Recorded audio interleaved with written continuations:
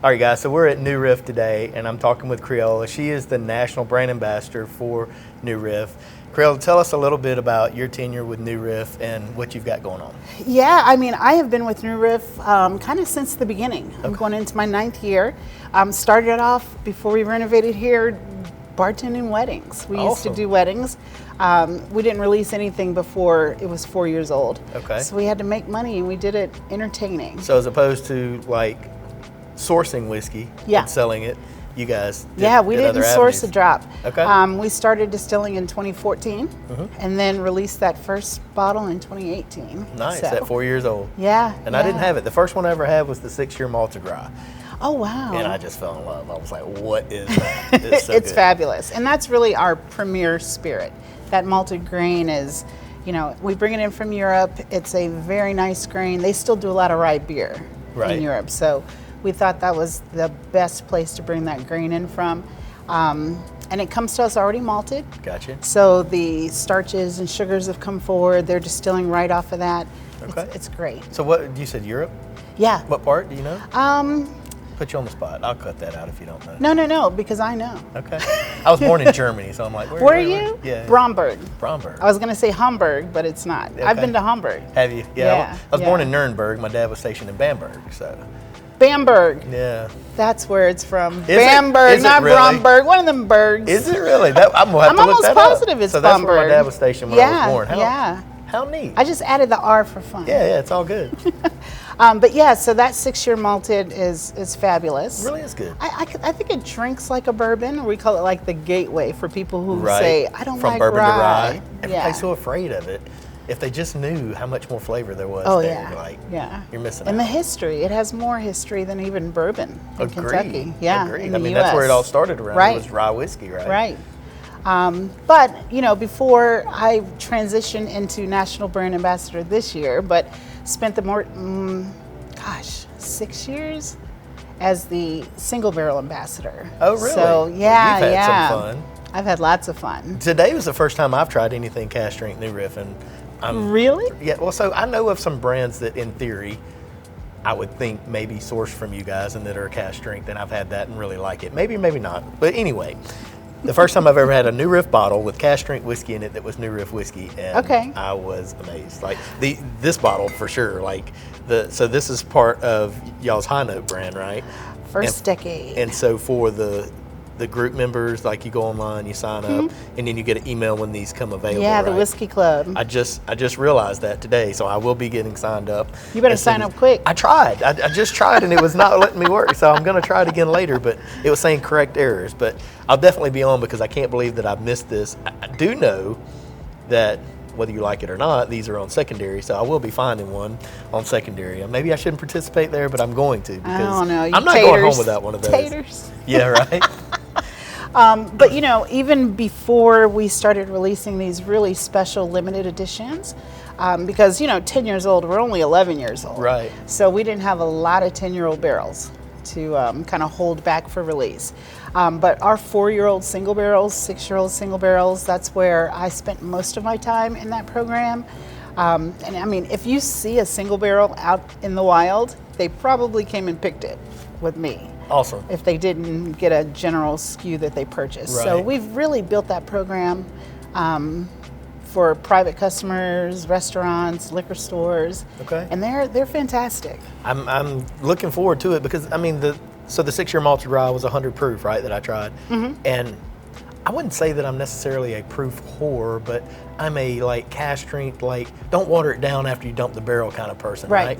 But even at the 100 proof on that 6-year malted rye, I was really blown away at the amount of flavor that was there.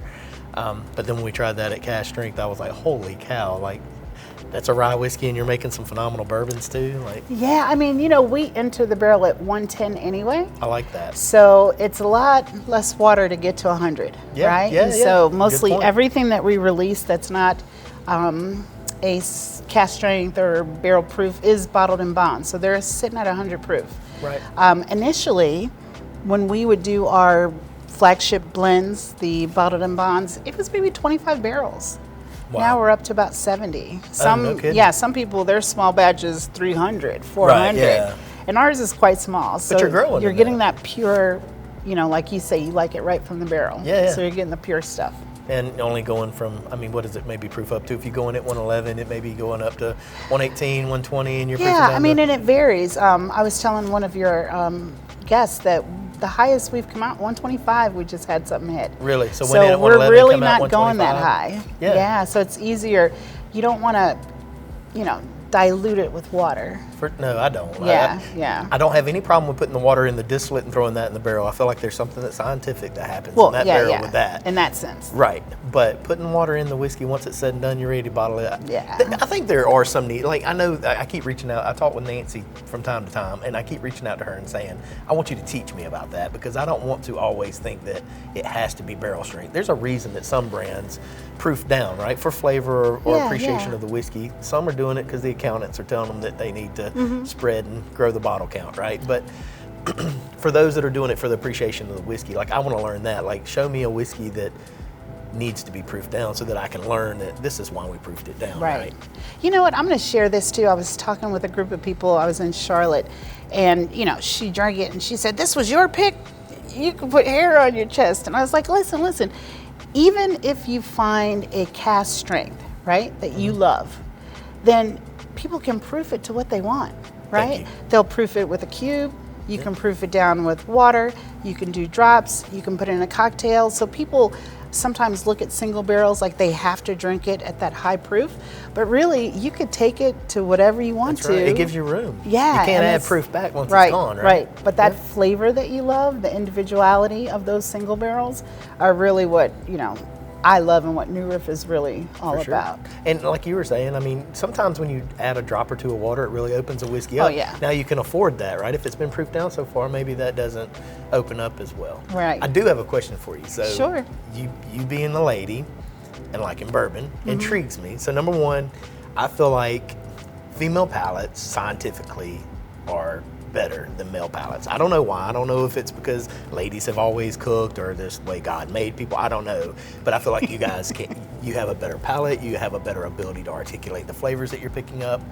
But I feel like there's a lot fewer women in bourbon than there are men, right? And so I want my wife so badly to find a whiskey or a bourbon that she likes. And I'm trying everything in the world and I can't get there. And I've heard so many women say, I didn't start out liking whiskey. A lot of people don't start out liking beer. So where did you start and how did you kind of grow into appreciating whiskey? You know what, I didn't start out liking whiskey. You know what I mean? Yeah. We have a huge Oktoberfest in Cincinnati right across the river. And I remember having a bourbon slushie. And I was like, ugh, what is that, right? But over the course of time, just really drinking it and appreciating it, I've heard people say, oh, I made a cocktail. And then you introduce the flavor and start to reduce the sweetness, right? So let's say that your wife, you guys are sitting around like, oh, let me make this mule for you. So you pour, you know, maybe a half an ounce of bourbon, some grenadine, or, you know, a Luxardo cherry, and then add some simple so that the flavor starts to get on our palate. Okay. And then eventually it brings it back. I remember when, you know, they have certifications, executive bourbon steward, certified bourbon steward. So I got my certification and I ran downstairs to our master distiller, Brian Sprance. I'm like, Brian, I'm going to take 2 years. I'm going to learn everything about bourbon and I'm going to be really good. And he was like, just keep drinking. Just keep drinking. And that's what you have to do. I agree. You really have to get people past that burn on the palate. And another recommendation is finding her mash bill, right? Yeah. Some people like wheated bourbons. Some people like rye. Some people like 4 grains. So you really have to see, oh, is it a wheated bourbon that they love? Yeah. Where it's the smooth, caramel, sweeter ones. Or do they like the kicks? And I think that's the best way. And did you find it to be exciting once you did finally like have bourbon or whiskey resonate with you? Like, oh God, I just got a note. Like I just picked up caramel or I just picked up whatever. And then the next time you go and like, oh, I picked up something else. Like, did that start to excite you? Yeah, it did. Because I keep telling her I think that she will, but dummy me is not thinking about start her off in a cocktail and then just constantly reduce the sweetness down to the point where she's almost to an old fashioned, which is a little bit, you know, simple in the whiskey.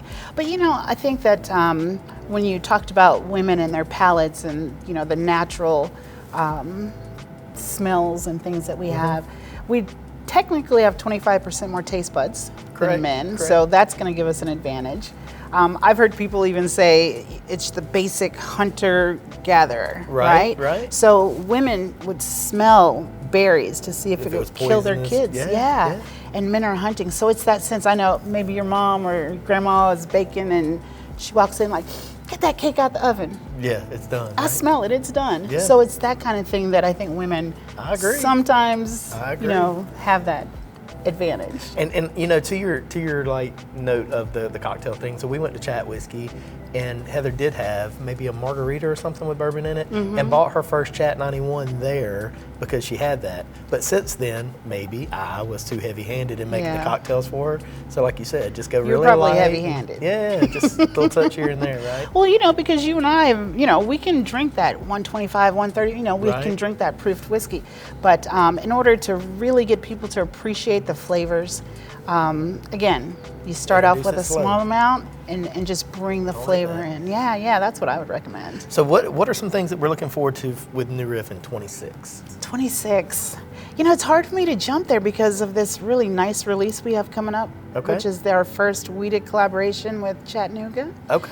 I didn't even know about that. Here I was just talking about Chat Yeah, that's why I was saying sign up quick on the Whiskey Club. Yeah. But I don't know. We do have 2 special releases each year. Everyone looks forward to those. We have a headliner that we do, and part of that we actually I just tried the headliner donate. that you recently did. Yeah, My goodness, it's a great bottle. It is. It's a great bottle, and every year we do that, and really it's a community fundraiser that we use that for. Okay. But, I think that now that we're in all 50 states, and me, I just stepped into National Brand Ambassador, so I'm excited to Are you traveling everywhere with everywhere. that? That's so cool. Yeah, so that's what I'm looking for. I'm jealous of your job. You get to do whiskey all the time. I wish I could. Well, thank you for your time. I appreciate it. You're very welcome. Thanks for having me. Yes,